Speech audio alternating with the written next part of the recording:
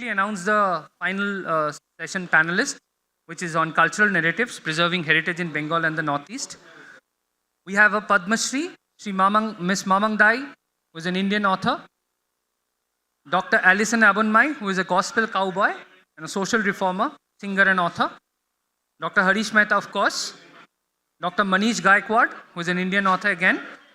And Ms. Neomeng Haokip, who is a PhD scholar for Center for German Studies, Jawaharlal Nehru University. She'll be joining us virtually.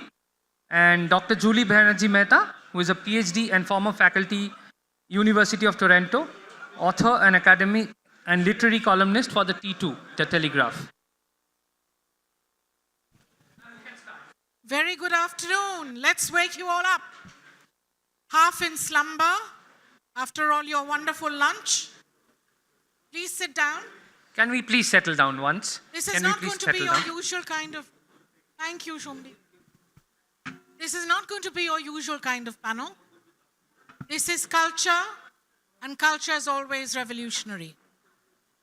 I want to tell you, while I was sitting here all morning, I was thinking, if these walls would tell us stories, they would be fascinating ones.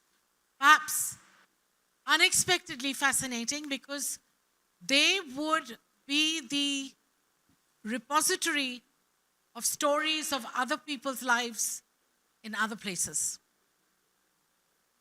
You know, I came to these wonderful writers and cultural representatives from Bengal and the Northeast through my students.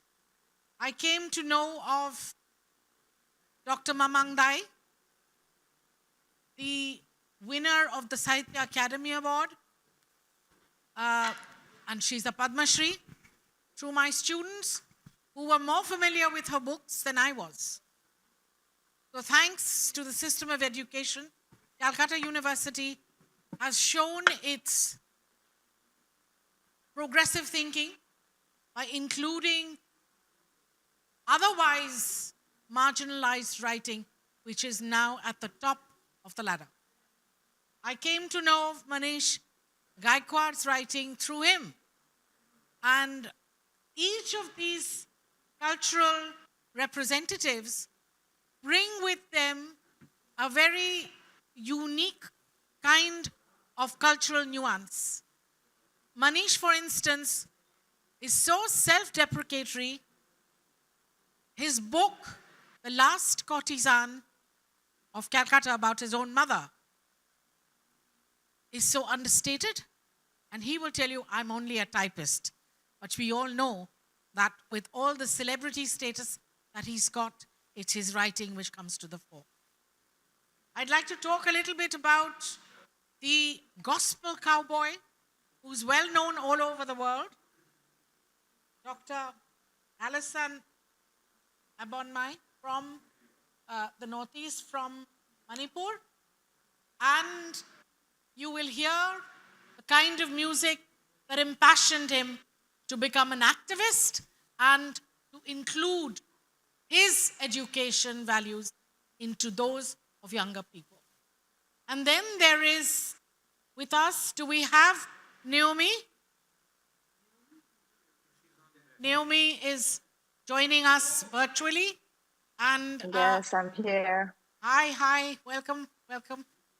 So she is actually also from Manipur. She is a PhD scholar at JNU, and she will be talking to us about our favorite subject, which is storytelling. Why are stories so important? It's not just the idea that Thakumar Jhuli, which we know from the Bengali perspective, is known to us. We are familiar with the idea of identity, how our thinking is shaped, how our histories are retold, how our domestic familial history intersects very often with national history.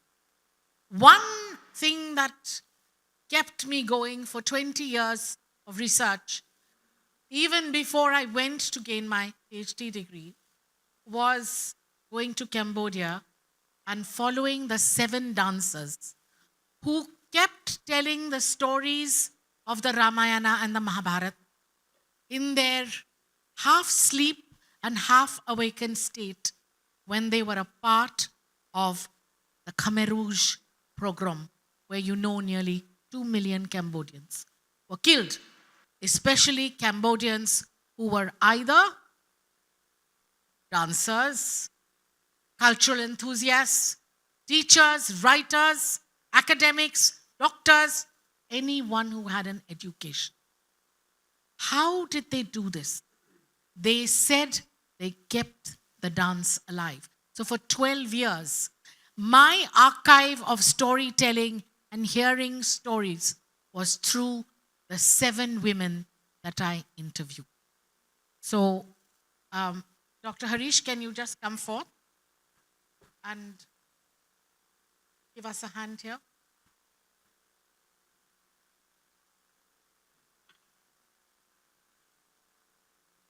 Can I have remote? Remote.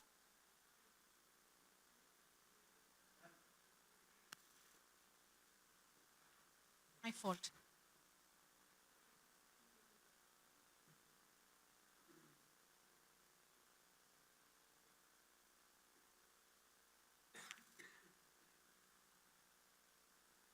So this was the book Dance of Life.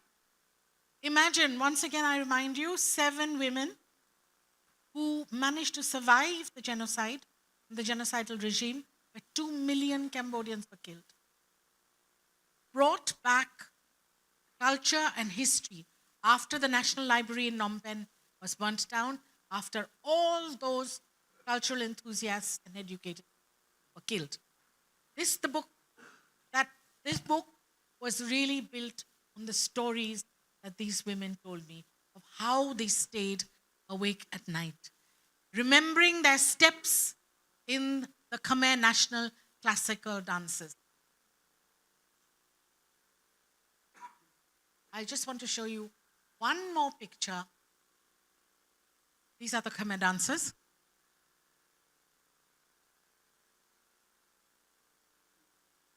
This woman pretended to be a night soil collector. She was a part of the Royal King's Ballet when she was caught and brought to be killed by the Khmer. When she could prove that she was just a toilet cleaner, they let her live. She, when she was released, brought back dance. So from here, I'll open it up to, let's go to Mamang Dai first. And we'll go through a round robin of questions. And I'm hoping very much that we can include you in the conversation towards the end. So Mamang Dai, my first question to you is, were you very young when you began to write your stories? What kind of stories did you first think of?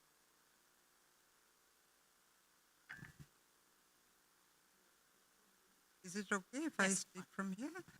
Okay, good afternoon, everyone. I'm still quite young, Julie. Anyway, I was always interested in writing. I was in boarding school, so obviously the influences in Shillong were very much all flowing in from the West, in those years, in the 70s. It was a kind of very convent school education, and we were more into Enid Blyton and then Barbara Cartland, and then you wanted to write like, the Bronte sisters, or then it became Hemingway. So writing was with me all through. I think words are always the first travelers, and human beings first communicated with words as their, first expression of what they wanted to say or to express wonder.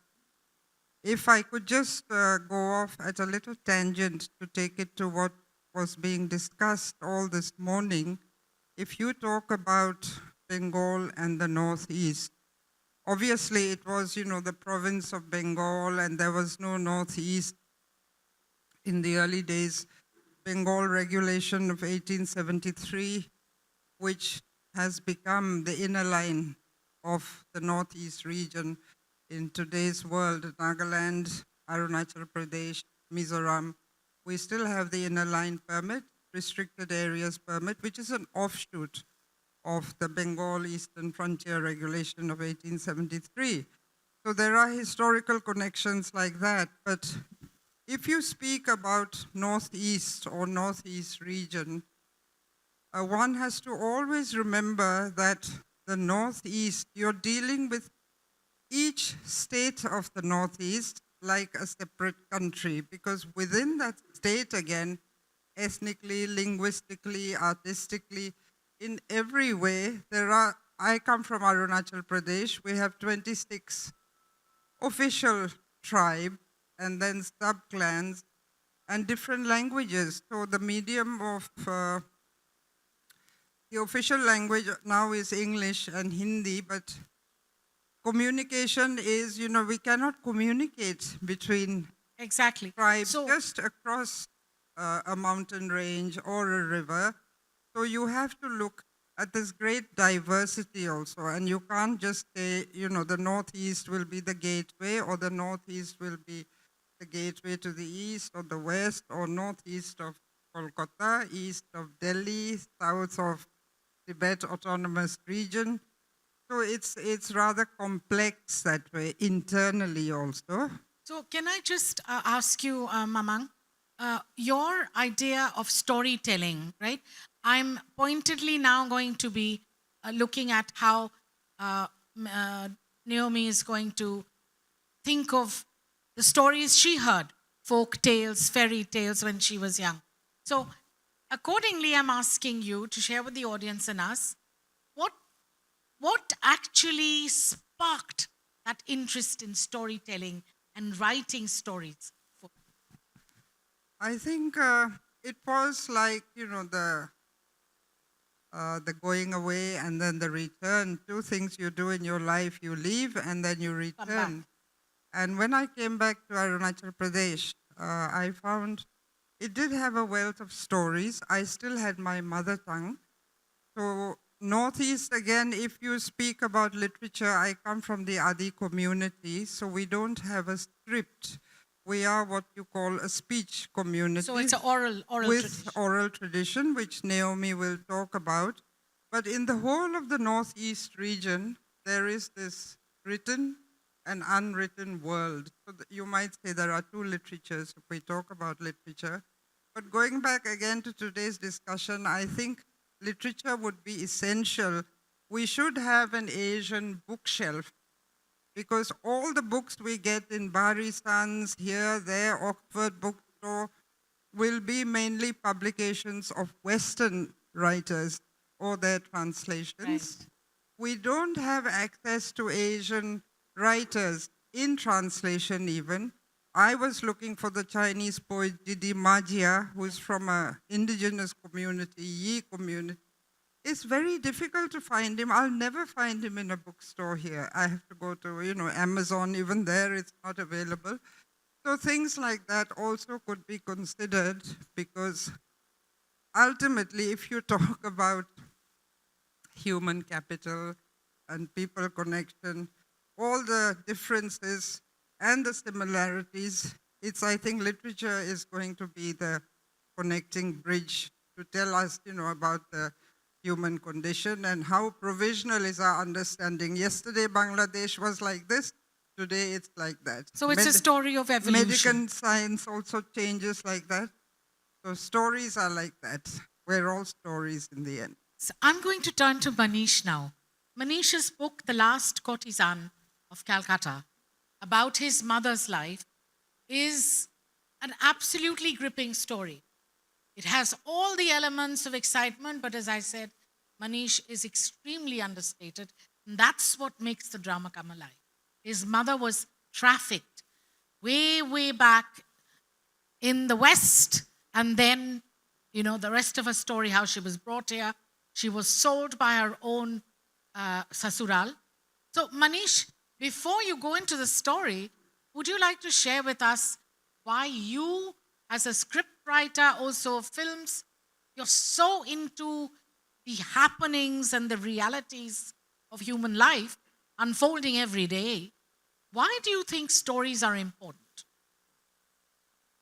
That's a question you should ask Mamang and Alison. I'm only starting out. Thank you so much, Julie. Why are stories important to tell? Why are stories important to us? For instance, like from your mother's story, we realize the fight that women had to, bolster themselves, the battles that they fought, and yet she kept her positive thinking, which got you into some of the best schools in Darjeeling, right? So, Yes. what is that? My question is basically to you, what do we learn from stories of other people? What do we not learn? What do we not learn? That's Yes. fine too. For you, why did you feel you had to tell the story? Let's ask you that. Your mother wanted the story told, That right? is true. That is true. She wanted to tell her story in her own words. And like you introduced me, I was just the stenographer for her story. But it was important for her to tell the story because she thought that because she didn't go to school, she was trafficked. She had a very tough life in the kotas of Bau Bazar in Calcutta and in Kamatipura in Bombay. And she always thought about only one thing, that uh, all her sisters, all her siblings, or the child that she had should have an education so that they can make choices for themselves. And the reason she wanted to put that in the book form was also so that if at all it can help even one person sort of take inspiration from her survival strength, then I think it's a life worth telling. Beautifully, beautifully explicated. It's basically the fact that she hoped to empower a woman who was challenged at the time. Yes, she was aiming for only one. So, if I can move to Naomi, how goes it in Delhi? Is your pollution level as bad as yesterday? Naomi, can you hear us? We'll come back to Naomi. Naomi, can you hear us?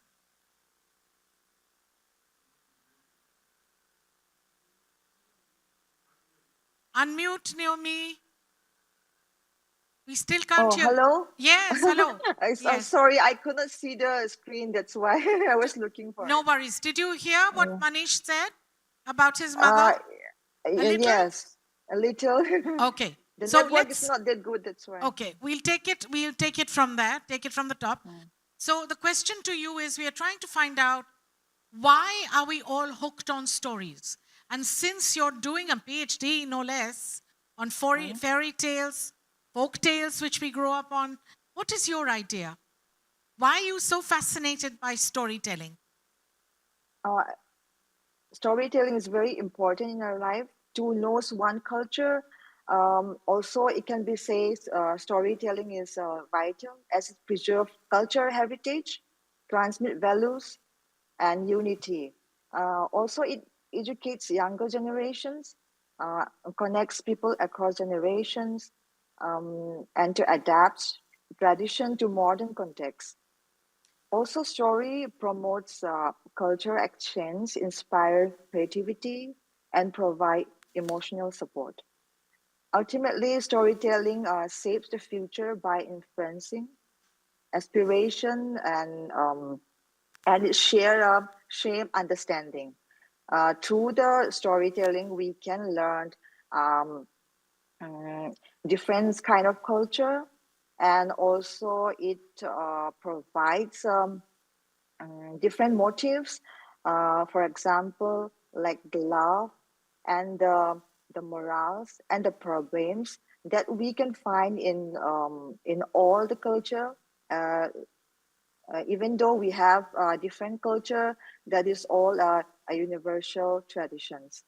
Excellent. I I want to think, say like that. yeah, I think that makes a lot of sense, especially if I can share with you that Oh, in North America, we have the Ojibways, we have the Cherokees, we have the Mississauga Indians, we have the indigenous people.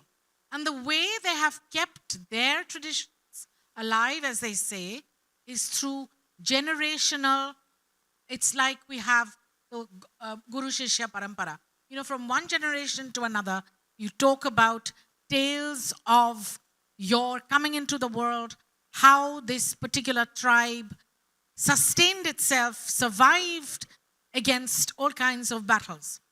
So, from this oral tradition, before I go to Dr. Allison, I'd like to turn to a totally different kind of storytelling, which Dr. Mehta, who is a historian, who has taught history of the Second World War, who's taught Vietnamese history, and is an archivist in his specialization.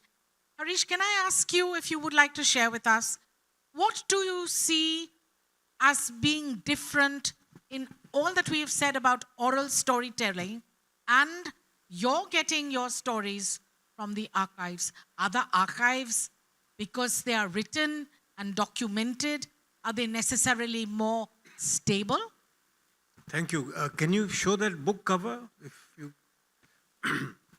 so, this was my doctoral dissertation, which I turned into a book, and People's Diplomacy of Vietnam: Soft Power in the Resistance War.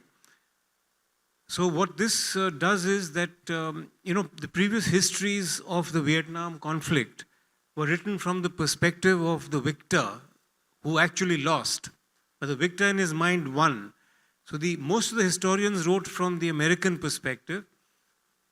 So I was one of the earlier historians to rather not go to the American archives, but use Vietnamese archives, for which I spent considerable time learning the Vietnamese language, which is called Tiếng Viet. And having learnt enough to read documents, I ventured into the archives in Hanoi and Ho Chi Minh City, archives number 3 in Hanoi, the archives in Ho Chi Minh City, and the National Library up in Hanoi. So what I gathered from these forays into these archives were that when Ho Chi Minh was preparing his diplomatic front, he had no capital, he had no embassies in any of the Western capitals, because none of the Western countries had diplomatic relations with North Vietnam. They were at war.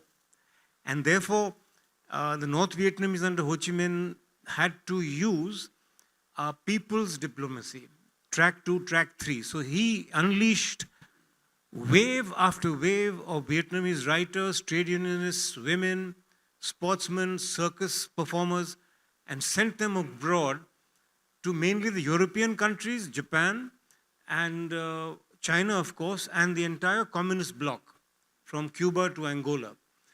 And so each of these guys, where I found that when you looked at the archives and each of them told their stories, and you can call them stories because they were their accounts, these stories, some of them were actually stories. And there was a South Vietnamese person who was killed by American assassins, and who became a hero in the war. And he wrote a book, and that book was translated into many languages. In Beijing, they took an instant liking to him, and his works were translated into Chinese, and they would sell out the same day. And the Chinese had this fantastic people's power, under Mao and his Zhou Enlai and others. When these Hanoi people landed there, there would be literally 500,000 to 1 million in Tiananmen Square and in other cities. Ordered, of course, the Communist Party said you have to show up. And they showed up, and screaming out against the American bombardment, etc. So there are, when you look at those documents, you do get a very good flavor of what how they survived the bombings. So, in other words, if I can just chip in and say, you think that your archival research, which has so many stories which were written down, were just as stable or unstable as oral ones? Because don't forget, guys, Herodotus, the great Greek philosopher and writer, said, if the lion were to tell the story of the hunt, it would be a very different story. All morning, I think we heard the word perspectives. And storytelling is also perspective. Who is telling the story about whom? So from there, thank you, Harish. From there, I'd like to turn to the one and only Dr. Allison. Would you, as an activist, as a social reformer, as an educator, as a musician, give us the pleasure of, there's a request from BCCI. Will you sing a song for us, sir? Thank you.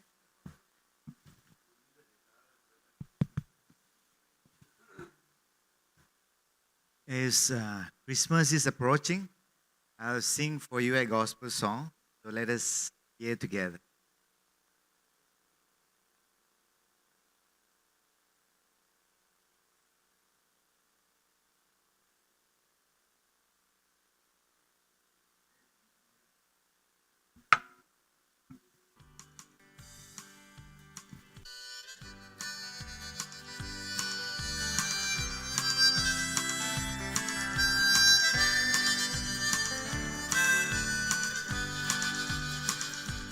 I don't know about tomorrow.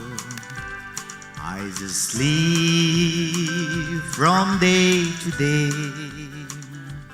I don't borrow from its sunshine, for its skies may turn to gray. I don't worry o'er the future, for I know what Jesus said. And today I'll walk beside him, for he knows what is ahead. Many things about tomorrow I don't seem to understand,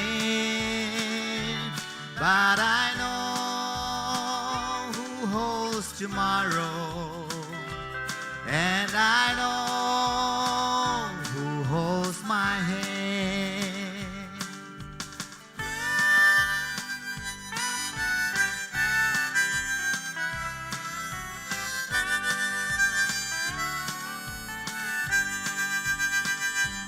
I don't know about tomorrow.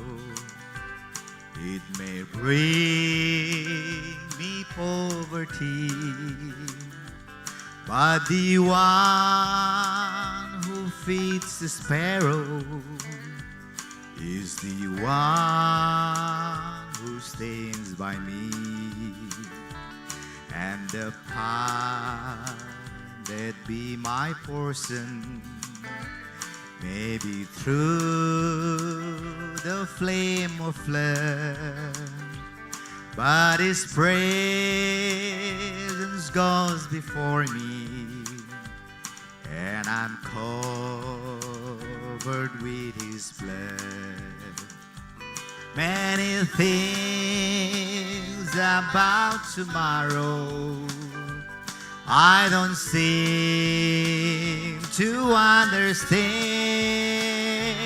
but I know who holds tomorrow, and I know who holds my hand, but I know who holds tomorrow, and I know who holds my hand.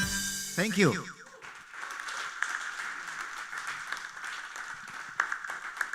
I was having a hard time to just listen to the soundtrack. So Please You don't did mind great. for moving You here did and great. there. Absolutely great. Thank you. You're a great audience. Manish, once again, I know how you hate me putting you in a spot, but I will. And you have to think really fast on your feet. And this is the round that I think is very important for us on the other side as well as all of you on that side. Do I have to dance now? No, I won't ask you to dance. It won't be that easy. But I will ask you, what is it about writing? Do you find it cathartic? Do you find that although you will deny it, as you always have, that it made you cry and parts of life were very tough. But going back to the wonderful song that we just heard about tomorrow, it's so tenuous, isn't it? When you saw your mother in certain challenging situations, did you ever feel that, it was time to give up? And then when you actually wrote the book, and this is not your first book, this was your second book, did you find the art of writing was therapeutic for you? So let me also show everybody the cover of the book. And if you are looking for a distraction on your phone right now, you can find it on Amazon. Please order. Sorry, what was the question? Was writing therapeutic? Yes. So I was this kid in boarding school. I went to boarding school when I was about 5. My mother was working in a quota in Bau Bazaar, and she decided that it was best to put me in a boarding school because the mahal in a quota in the evenings is not conducive for a child to grow up. When will the child have the time to do homework? So it made sense to go there. So when I went to the boarding, I was this quiet, reticent, shy boy who would not speak and not engage. I was socially awkward, and I was also isolated because I was a effeminate boy, a sissy boy. So I was teased and bullied and all of that. So I wouldn't participate in the games, and I just kept to myself. But whenever it was the PT period and we had to, show our skills in running and jumping, I'd run to the library, and I would take shelter there. So when I found myself in that world, and everything came alive in literature, uh, I felt that the books were actually nourishing me and giving me a direction to find my solace, and my sort of love for reading and writing came from there. And I think it's very earlier. I think I was about 9 when I completely understood that I wanted to become a writer. Really? Yes. Well, I think you've done very well. Thank You're you not so much. 19 anymore either. But it does take a while to get there. But I know for a fact that one day I was sitting, it was my birthday actually, and I was writing about how it was raining and it was upsetting me. There was a boy sitting next to me, slightly older, and and I said, look, it's raining, and I'm grumbling, and I'm writing about it in my diary, saying I hate the rains, it's ruining my birthday. He said, why don't you look at it the other way? The rain is actually giving life to farmers, to crops, and that's a positive way to spin your story, because life is endless. And what you're saying is, it's like dying. The rains have come and destroyed everything, and that's the end. But you can make it a starting point. So I guess Your mother, in the book, The Last Courtesan of Kolkata, I think gives you the same impetus to look at, and I think today somebody, was it Mr. Budhia, who was telling us about a glass half full and a glass half empty. So, thank you. So, that is the impression I got from your book, that your mother always told you. She walked the talk. yes. Despite all that she'd been through, she never whinged or complained. No, she didn't. And it was very important for her to see me come through this and make a better life for myself. Although I did want to sing and dance, I did want to wear the ghungroos and I thought I'll grow up to become a tawaf, but I was very unsuccessful at that. But so I guess I think I became the medium to tell her story, and it's been worth the while actually. Dr. Allison, how would you configure the beautiful stories that you tell through your music? What does it do for you? Do you think music is another sort of storytelling? All music is stories. That's something that Zakir Hussain maintained. That it's all about the pace that you set or the tune that you hear in your inner ear. So, how has music and storytelling helped you in your life? I grew up in countryside where there are a lot of rivers, mountains, chirping birds. So I go to the mountains, and then sometimes when I'm lonely, I go there with a mouth organ, because it's very hard to take guitar or any instrument up to the mountain. I go there, listen to the birds, listen to the sound of the waters, that writing. When I come back home, I used to listen to my mom singing, like storytelling before bed. So I grew up like that. And then through this music, we could connect to all the people, means like young people, kids, children, old people. So I started writing songs through the help of the nature. So with that nature, there are a lot of music that enhance ourselves. So I started writing. The first song that I wrote was the Gospel Cowboy. So I grew up in the countryside where there are a lot of birds singing, there are a lot of waters flowing. So through that song, I started planting more than 500,000 trees with my villages. My village is Konsaram, known as Konsaram. I belong to Liangmai Naga tribe. So we try to project the tree plantation in order to save the environment, in order to have a very peaceful, happy life. Life on earth is very short. Life is meeting and departing. We meet today, we speak a lot of things, but we don't know when we are going to die.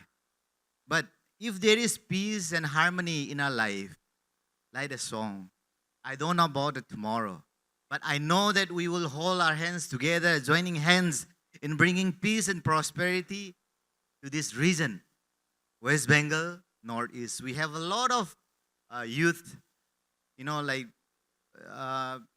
there are a lot of agriculture sector.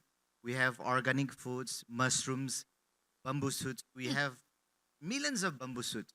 So, with these songs that you heard when you were young, although the most northeastern states, because of the wonderful missionary initiatives, we speak in English, but were these songs sometimes in the vernacular? Yes, vernacular. We have a folk songs, and I wrote this book, The Final Head. It's in picture format. Right. We were headhunters earlier. It How was interesting. only 70 years back. We were headhunters. My father was a headhunter. My forefather was a headhunter. Wow. But after the missionary came to our region, we accepted the Lord and we became a soul hunter. So now we started singing a song, and then no more killings, and then we have a great time, and it's a very beautiful place. We need to promote, and any like project we can take up. Mamang, here's where you come in and you tell us what it means to write. Are you a writer who wakes up every day like some writers do and say, I have 1,200 words to finish? Are you a writer who can write anywhere? Do you have a space? What is the process in which you write? It's quite difficult to explain. I know, you're always writing something in your head, but I think more recently I have become the worst interventionist. Like I sit down and then I think, oh, I'll just go and have a look at the the plants, or maybe something new has happened in the garden. So I'm always eager to disturb myself. But just writing, I can write anywhere, sometimes, in airports. So it depends. But I'm not a routine person, that I have to do 1,200 words or anything. But I think it is good to be a little bit disciplined. Otherwise, you just let your thoughts flow. You say, oh, it's there in my head. But then you actually forget the actual, you know, the format of the sentences, even, especially poetry. If that disappears, you just can't get it back again. That's why I don't write poetry. It's very strange. But the reason I asked you the question is because if you talk to different authors, and in an interview with Alice Munro some years ago, she had told me, "Listen, short story writers have a much tougher time than novelists because in a very short span, in a window, you have to tell the story, which a novelist has a whole open door." So she says she often did chores in the house. I found that fascinating, Mama. And do you ever go through this? She says, I'm folding clothes or I'm cooking.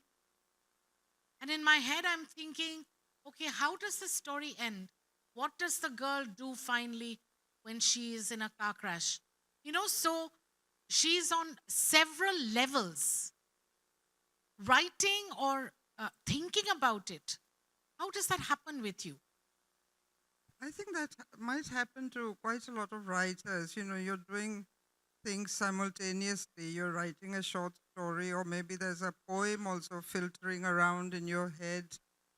And then there are other things you're doing. But I think you need, a simple, ordinary walk in the garden to kind of offset what you were really feeling. And then it might come all in a rush.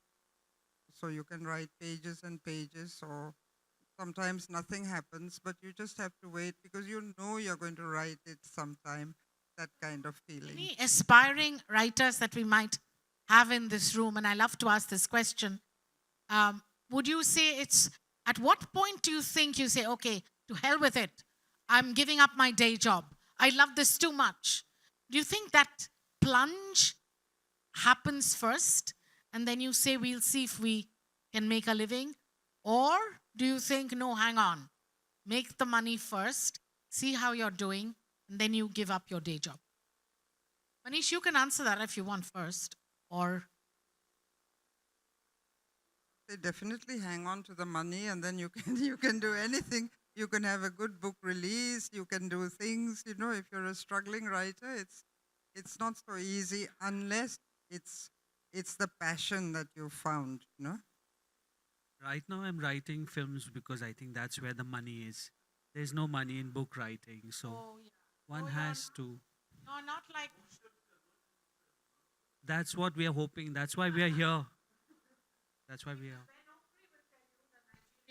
the British Nigerian writer who's a Booker Prize winner now, but he told both Harish and I many years ago that when he escaped from the Nigerian regime as a young person, I think he must have been but 17 or 16, to England, he was given a tiny little room in King's Cross, which we all know as a, the prostitution den. And at night, the neon lights used to flash at him. So he couldn't sleep at night. Okay? So he said, okay, what am I going to do? Let me use that time to write. He had one of those manual typewriters, and he says, you realize how actually devoted you are if your fingertips are bleeding because the whole night you've written. And then when you wake up in the morning, you're bruised and you're sore. So I think we have it much easier on our laptops, right? Well, I think Hemingway also said that, or was it Baldwin maybe? If you want to write, you just sit before a typewriter and start bleeding. Bleeding means, you're giving it your all, your feelings, your emotions. It's your whole life laid bare, that kind of thing. But I don't know, Manish, Dr. Alice. I'd rather not bleed. So, will you have the last word, Dr. Allison, and tell us, do you think that in today's world, where very few people are buying books, but there is still an interest in reading, how does this work out with the children that you meet, etc., etc.? How do we encourage them to read more? It depends on the personal views. Why I make this picture format? Because like this is easier and then simpler. So nowadays people don't have much time to read novels, or forget about novels. They cannot even read one page. So when we picturize, now I'm planning to make a movie on this. So when we picturize, we can summarize the whole stories. So I think as the technology improves and people are more, like fast living, and then we don't have much time, I think the reading have declined. So we are always in the gadgets, phone. So I was thinking because of this. Naomi, are you around? Let's have one Yes. word from you. Hi, Naomi. Hi. Hi, Naomi. It's been quite a battle for time, and we're winding up. Is there anything you'd like to leave us with? Yes. I want to like talk about like the cookie. I mean, also my test is related to the cookie folklore. So why am I so interested Very in? short, Naomi. Yeah. Okay, okay. Being cookie also means preserving and studying the rich cultural heritage. So this why I focus on. So that's why I took this. And also one can understand the tradition of the cookie people, and also as to preserve the tradition. So this is I want to say. That's all. Absolutely. And Thank you you. yourself are a cookie, aren't you? Yes. Yes, yes. Okay. So it all comes through to all of us. I think again and again the word preservation of culture, preservation of tradition, through telling stories. I hope you found the session somewhat interesting. Thank you so much. Always short of time.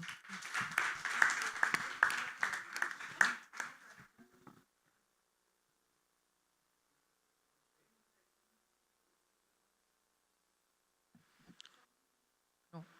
Audible? Yeah. Are there any questions for the panelists? Anyone? Dr. Manish? Yeah. Ma'am, there are Q&A. There are questions. I came for those actually. Okay. My question is to Padmashri Mamangdai. Ma'am, because we've been talking about Northeast the whole day. My question is related to that. You know, people like us, foreign policy analysts, whatever, for political reasons and economic reasons, I also keep questioning the salience and the purpose of naming it the Northeast, and whether we get any outcomes of it in terms of naming it a Northeast. I want to know from you, as someone who writes novels, and you yourself said in the beginning that the unwritten world and the written world, and that every state is like a country. So does the framing of the Northeast, does it make any sense to you from the literature point of view? Thank you, Thank Dr. you. Monish. We have a forum, the Northeast Writers Forum, because Northeast region of India happens to have this pocket of writers writing in English also, which is a little bit different to other parts of the country. So all the states, we have this Northeast Writers Forum, Imphal, and then, moving every year to different capitals. I still think it is a wonderful forum because this was actually within the region, beyond boundaries and politics. we could meet as friends, Kuki, Meitei, Assamese, Arunachal, Adi, and even within Adi, Mr. Thongti, other writers from different regions. So it is a wonderful mix. So the term Northeast then seemed to present a very nice cohesive picture, of ourselves. We could identify with each other, especially through literature, just like the folk stories and oral tradition, because each one, if you mention Native Americans also or Inuit culture, you belong to a particular culture. You define your identity through the stories that you know. They are the cultural markers. You hear someone who says, if I say Kina Nana, you won't know. But someone from my community will immediately know whom I'm referring to, the super deity, mother god, earth. So like that, it gives you your sense of belonging and identity. On a larger scale, the Northeast Writers Forum works something like that. But the term Northeast, I believe, is defined as a noun, a common noun, an adjective, and an adverb. It depends how you use it, northeast of where. But as I a think geographical location, I think what you're saying, am I wrong? That there's a whole problem with homogenization. That this thing about painting the entire people of all these different tribes with one brush called the Northeast can be highly homogenizing and inaccurate. and even northeastern writing is a very contested term. People, we don't like to hear that because it's different.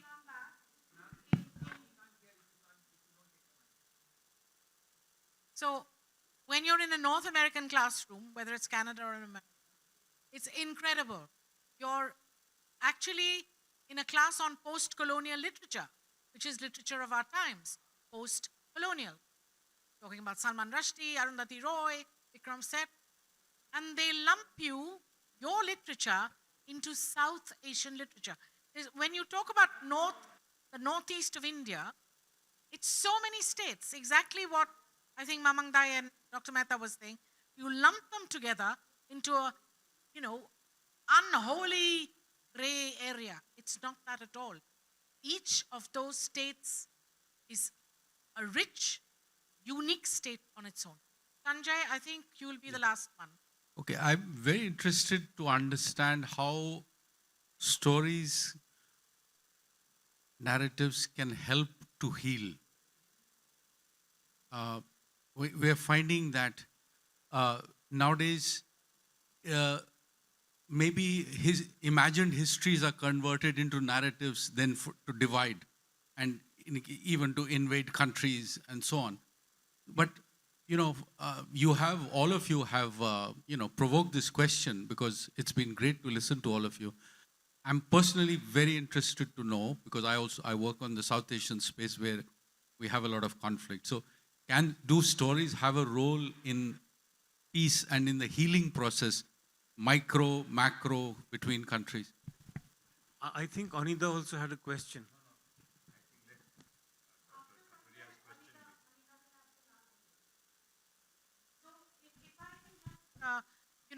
Point you towards what I believe Dr. Sanjay is asking us.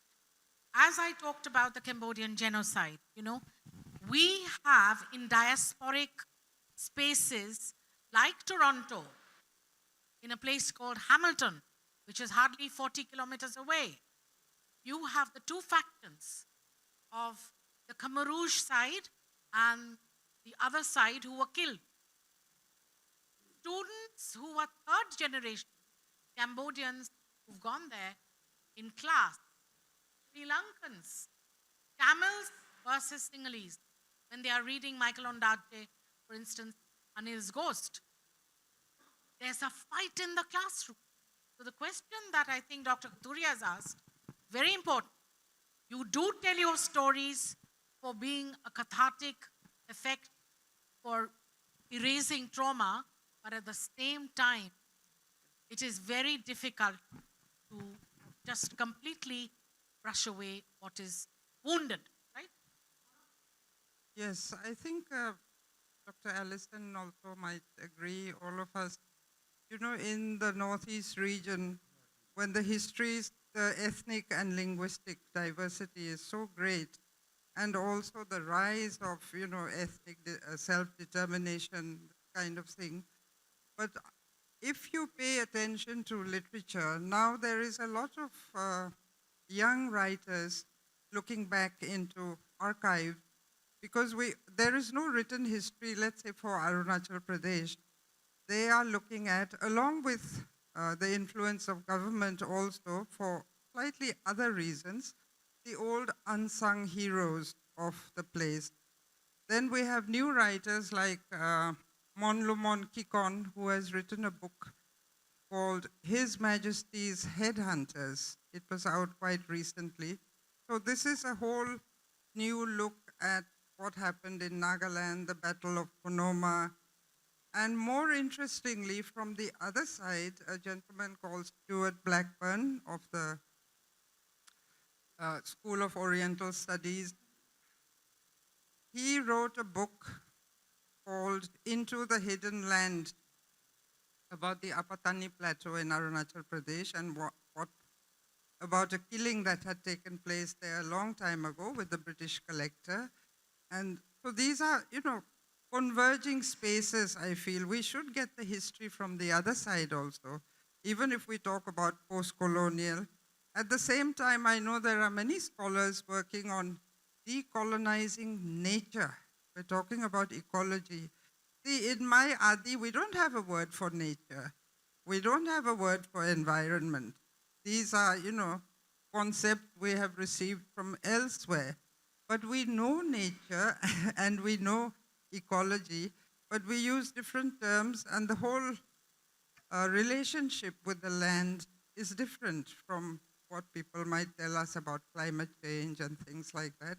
But I think narratives that will come together can actually help to heal and create empathy. Anida, Mr. Aniruddha Rai, please. Everybody is finished. And if there is time, Sambi. Okay.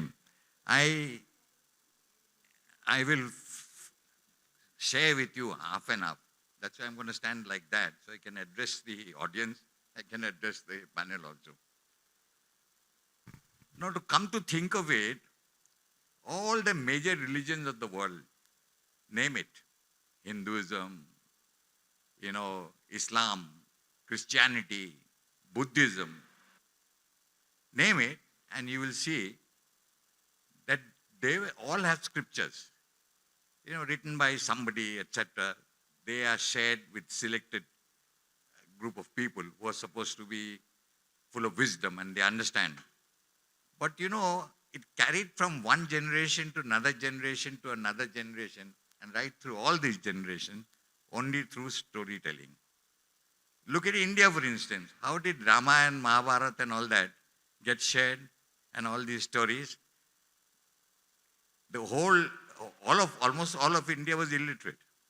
They had different languages, different, means of communication, and so on and so forth. But from one generation to another generation, this propagated, religion propagated through storytelling. Right? You think of it, and it's really the power of storytelling and the communication in powerful ways. IBM had done a lot of research, for their own company, and that was to stress on the fact that storytelling is one of the most powerful ways of communicating, with people. And therefore, from there, I just want to state I want to ask you to do one thing. If you're in corporate or school or wherever you are, you want to share some news or something like that, all you have to do is spin a little story around it, add a little flavor and some amount of spice. And go and you will see how in the washrooms, in the canteens and everywhere, within hours, faster than lightning, you will find all this has all gone down to the lowest, from the top to the lowest level. You try it. So storytelling, it needs a lot of, the art of storytelling needs, I think, to be revived, because it's the most powerful way of communicating. That's all I wanted to share with you. Thank you. History cannot be distorted, and then the storytelling is very important to bringing peace and prosperity. Why I want to say is that because like um, 40 50 years back, my village is just 40 kilometers away from Imphal. So when the Japanese troop came to my village, my mother, my aunties were pounding the rice. And then the Japanese armies were so hungry. So they came and helped the pounding. And then they collect the rice and they just, like blow out the husk and they started eating. They cannot communicate.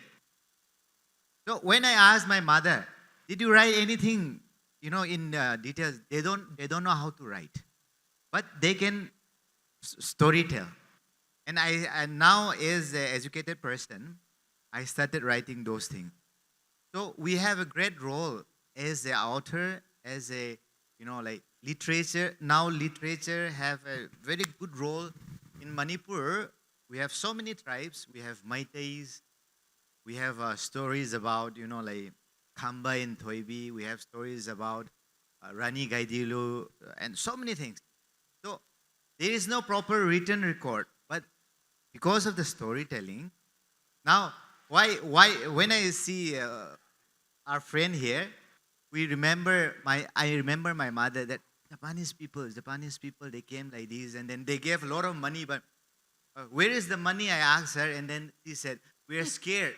If we hide this, and then somebody will come and catch us. But then the story keep on telling that, the Northeast region, as brother Dr. Norris has just asked about it, it is very sensitive. And then in Assam, like they have different tribes, different people. Even in Manipur, even the music is different. The taste of music is different. The dress are different.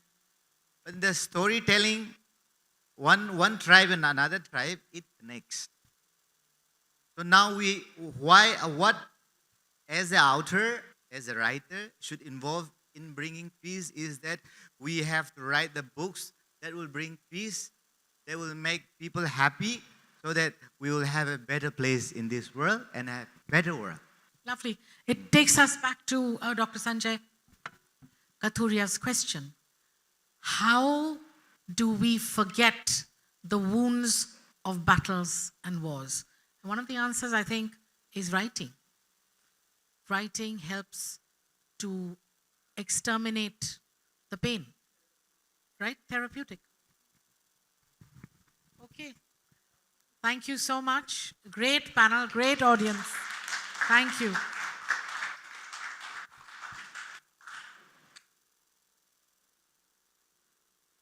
Thank you so much, ma'am, and thank you so much, all the fellow panelists. Indeed, such a befitting session to end the day's proceedings. We now will. Yes, Naomi, thank you for joining us virtually. I have not done yet, sir. I was just about to begin thanking the speakers. Can we do the honors, please? Ma'am, can I request you to please come up on the dais?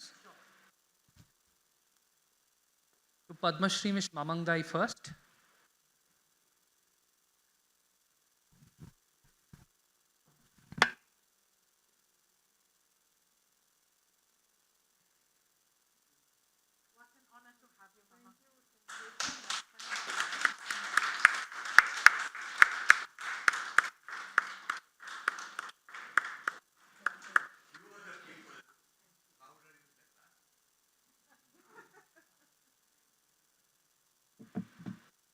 Next to Dr. Alison Abunmai. What a lovely song that was.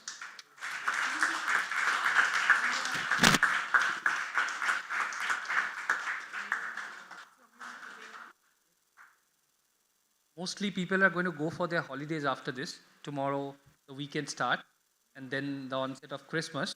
You have set the mood right, Dr. Abunmai. Then Mr. Manish Gaikwad.